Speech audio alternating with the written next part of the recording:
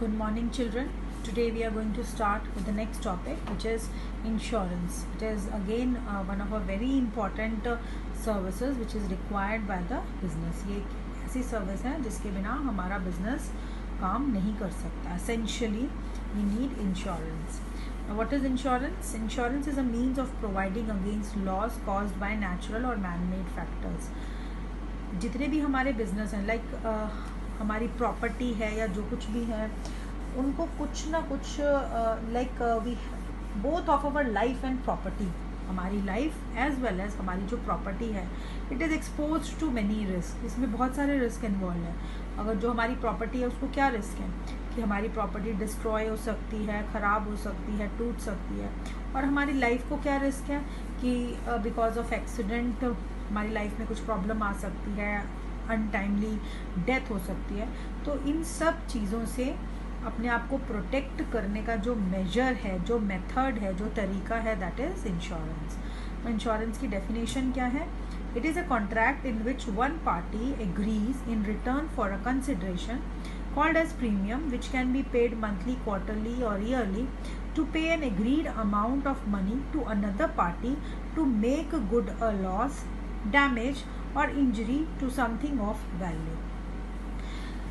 इस डेफिनेशन से दो चीज़ें पता चलती हैं. सबसे पहले कि there are two parties involve. कौन कौन सी दो पार्टीज होती हैं? One is the insurer and other is the insured.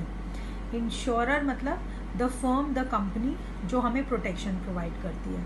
And insured मतलब हम लोग, वी द हाउस होल्ड्स, जिनको कि अपनी प्रॉपर्टी या अपनी लाइफ को प्रोटेक्ट करना है.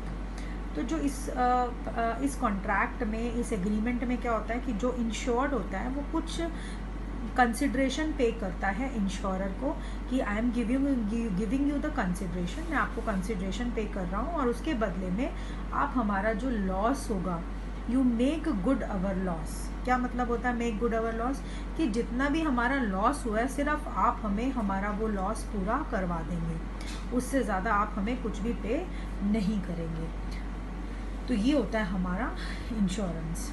जो इंश्योरेंस है, it is based on the principles. There are 6 principles. One is first is the utmost good faith, insurable interest, indemnity, doctrine of causa proxima, doctrine of subrogation and contribution. ये 6 principles हैं जो हम detail में पढ़ेंगे. जितने भी हमारे insurance के कॉन्ट्रैक्ट्स होते हैं, एग्रीमेंट्स होते हैं, these are based on these principles only. पहला मैंने आपको बताया था utmost good faith. Utmost good faith. Utmost means supreme, extreme. Good faith. Good faith मतलब good faith between trust. Good faith means feeling of trust between two parties. जैसे कौन सी दो पार्टीज होती हैं इसमें? Insurer and the ensure.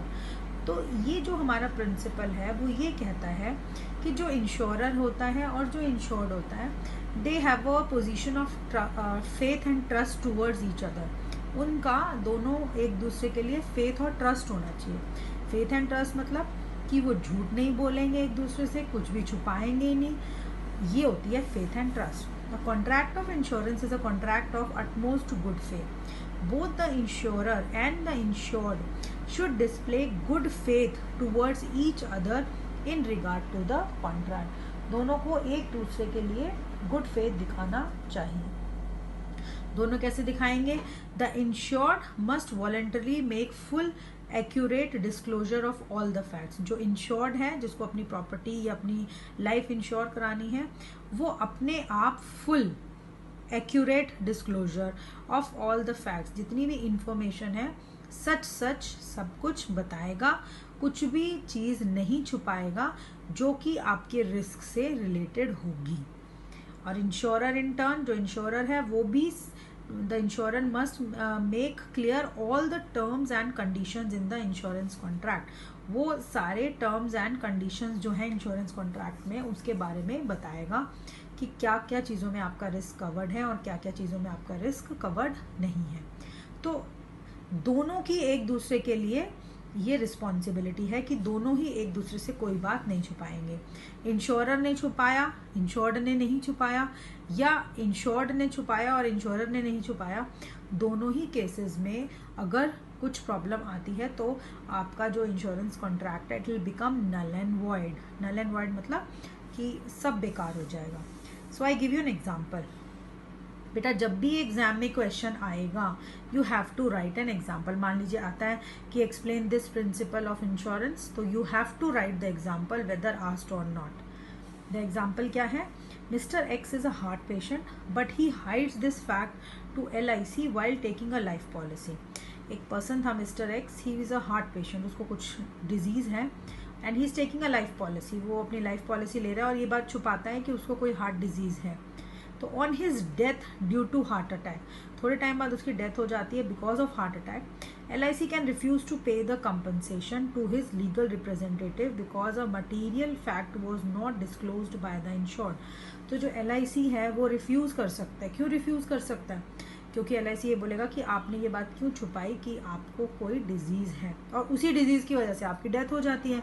तो उनको ये लगेगा कि आपने जानबूझकर ये बात नहीं बताई कि आपको पता था आपको डिजीज़ है, थोड़े टाइम में आपको प्रॉब्लम होगी, आपकी डेथ हो जाएगी, तो आपको ज़्यादा पैसा मिल जाएगा। तो हमेशा अगर आप कोई चीज़ छुपाते हो तो आपका जो इंश्योरेंस कॉन्ट्रैक्ट है वो नल एंड वॉइड हो जाएगा और हो सकता है आपको क्लेम ना मिले।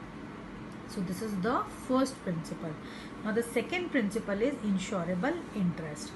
Insurable interest means the insured must have an insurable interest in the subject matter of insurance. कि जो आप जिस चीज़ का आप इंश्योरेंस कराने जा रहे हो, the insured must have some interest, उसका उस चीज़ में इंटरेस्ट होना चाहिए।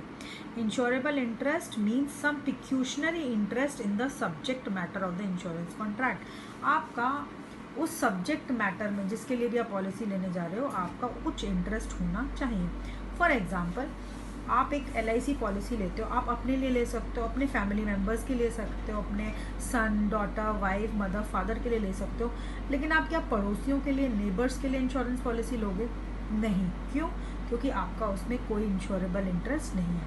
आप अपनी गाड़ी का इंश्योरेंस कराओगे, आप पड़ोसियों की गाड़ी का इंश्योरेंस नहीं कराओगे। क्यों? क्योंकि आपका उसमें कोई इंश्योरेबल इंटरेस्ट नहीं है। ये एग्जाम्पल है इसका। A businessman has insurable interest in the stock of goods and one should be the owner of the property. Yes, जैसे एक बिजनेसमैन है, वो जो उसके गोडाउन में स्टॉक रखा हुआ है उसका वो इंश्योरेंस कराएगा and he should be the owner of the property. और मान लीजिए एक बिजनेसमैन ने सामान बेच दिया है, स्टॉक बेच चुका है, उसको उसके पैसे मिल गए हैं, बट जो उसका बायर था उसने सामान नहीं उठाया है, तो उसका बिजनेसमैन का इंश्योरेबल इंटरेस्ट नहीं होगा, जो बायर है उसका इंश्योरेबल इंटरेस्ट है, वो एक पॉलिसी ले सकता है, ना कि बिजनेसमैन। तो जब भी ये इंश्योरेबल इंटरेस्ट का मतलब है कि आप तभी इंश्योरेंस पॉलिसी ले सकते हो अगर आपका उसमें कुछ इंश्योरेबल इंटरेस्ट है। अब इंश्योरेबल इंटरेस्ट का मतलब क्या है कि उस प्रॉपर्टी को अगर नुकसान होता है तो डायरेक्टली आपको भी नुकसान होता है। तो अगर जहाँ पे ये कंडीशन सेटिस्फाई होगी तो इसका मतलब आपका उसमें इंश्योरेबल इंटरेस्ट है। Third principle is the principle of indemnity. Indemnity principle क्या बोलता है? All insurance contracts are, all insurance मतलब फायर एंड मरीन इंश्योरेंस, ये फायर और मरीन इंश्योरेंस क्या आते हैं हम आगे पढ़ेंगे, are contracts of indemnity. The insurer undertakes to compensate in terms of money the insured for the loss caused to him by him or her due to the damage or destruction of the property insured। मतलब जितने भी insurance के contracts हैं, देखो तीन, like fire and marine. Fire मतलब protection against fire, and marine मतलब like जो शिप्स होती हैं सी में जाती हैं, वो उनमें शिप आंधी तूफान से डूब सकती है, तो वो होता है हमारा, उससे प्रोटेक्ट करने के लिए वी हैव मरीन इंश्योरेंस। तो जितने भी ये दोनों टाइप्स के इंश्योरेंस हैं, fire and marine, these are the contracts of strict indemnity. मतलब कि इंडेमनीफाई करना, मतलब what do mean by indemnify? Means to make good your loss. जितना आपका नुकसान हुआ है उतना ही इंश्योरेंस कंपनी आपको पे करेगी, नथिंग मोर देन दैट। वो आपको ज़्यादा पैसे पे नहीं करेगी। देन जितना भी आपका लॉस हुआ है आपको उतना पे कर दिया जाएगा, भले आपने इंश्योरेंस पॉलिसी ज़्यादा अमाउंट की ली है। लाइक फॉर एग्जाम्पल, पहले एग्जाम्पल पढ़ लेते हैं। A businessman gets his stock insured for ₹4 lakh If the goods are destroyed by fire, the insurance company will be liable to pay compensation for the loss caused to the insured.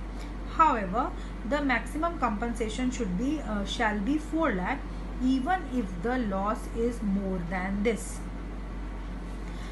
जैसे आपने 5 lakh rupees का insurance कराया, इसमें दे रखा है इसमें 4 lakh rupees का insurance कराया and your goods are destroyed by fire. अब 2 कंडीशन है, या तो आपका लॉस 4 लाख से कम होगा या 4 लाख से ज़्यादा होगा. पॉलिसी कितने की है? 4 लाख की. मान लीजिए आपकी 2 लाख रुपीज़ की गुड्स डिस्ट्रॉय होती हैं, तो इंश्योरेंस कंपनी आपको कितना पे करेगी? 4 लाख या 2 लाख? 2 लाख. क्यों? क्योंकि जितना आपका एक्चुअल अमाउंट ऑफ लॉस है आपको उतने ही पैसे मिलेंगे, उससे ज़्यादा नहीं. अब ये भी हो सकता है कि आपने इंश्योरेंस पॉलिसी 4 लाख की ली है और आपका लॉस हो जाता है 5 लाख का, तो in that case insurance company कितना पैसा पे करेगी? 4 लाख ओनली एंड नॉट